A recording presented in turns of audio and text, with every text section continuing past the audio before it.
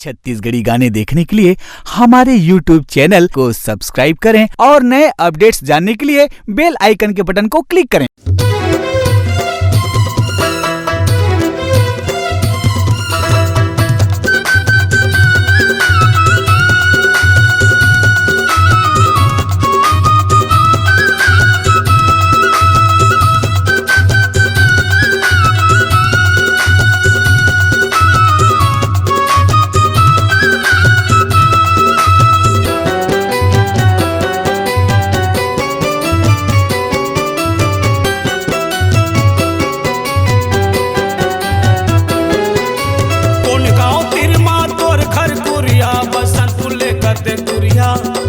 कौन गाँव तिरमा तोर घर कुरिया बिरलाल कते कुरिया कैसे भेजाओ गोरी वो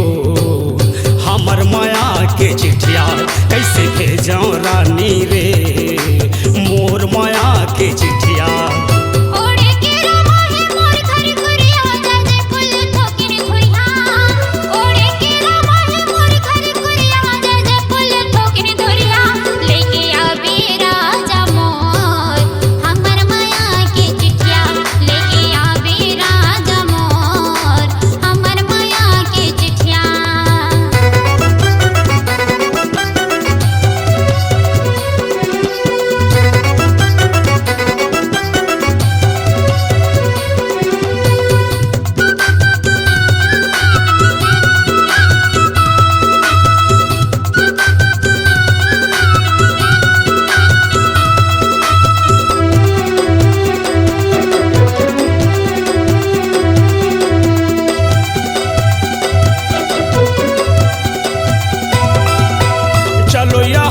जमाना रे कैसे आवा तोरे पारा गाड़ी देते राहुल तुर भाई सारा ए रानी गाड़ी देते राहुल तुर भाई सारा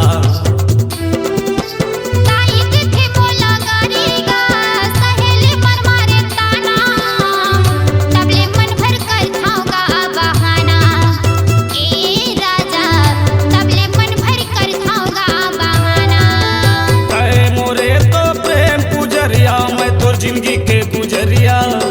कहे मोरे तो प्रेम गुजरिया मैं तोर जिंदगी के गुजरिया कैसे भेजाऊं गोरी वो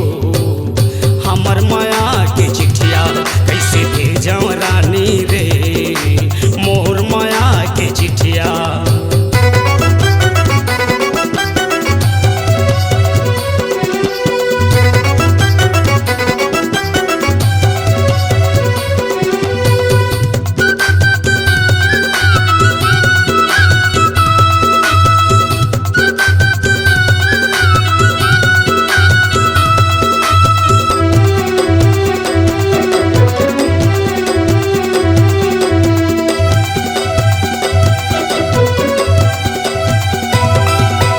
मोरे दिल रानी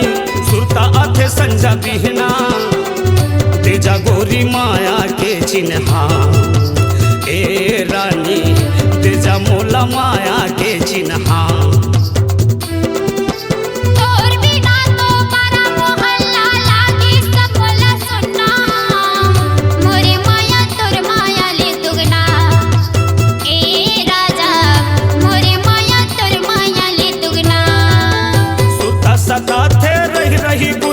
बचपन के घर गुंदिया सुरता सत्ता थे रही गुइया बचपन के घर गुंदिया लेके आहू रानी वो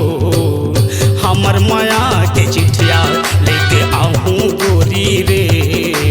मोर माया के चिट्ठिया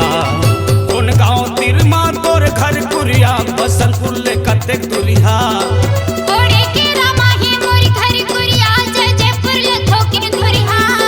भेजाओ पुष्पाओ हमर माया के चिट्ठिया लेके आवे सुख मोर हमर माया के चिट्ठिया ओढ़े के रामा है मोर घर कुरिया जयपुर ले थोकिन धुरिया ओढ़े के रामा है मोर घर कुरिया जयपुर ले थोकिन धुरिया लेके आवे राजा मोर हमर माया के चिट्ठिया लेके आहू पुष्पाओ मोर माया के चिट्ठिया।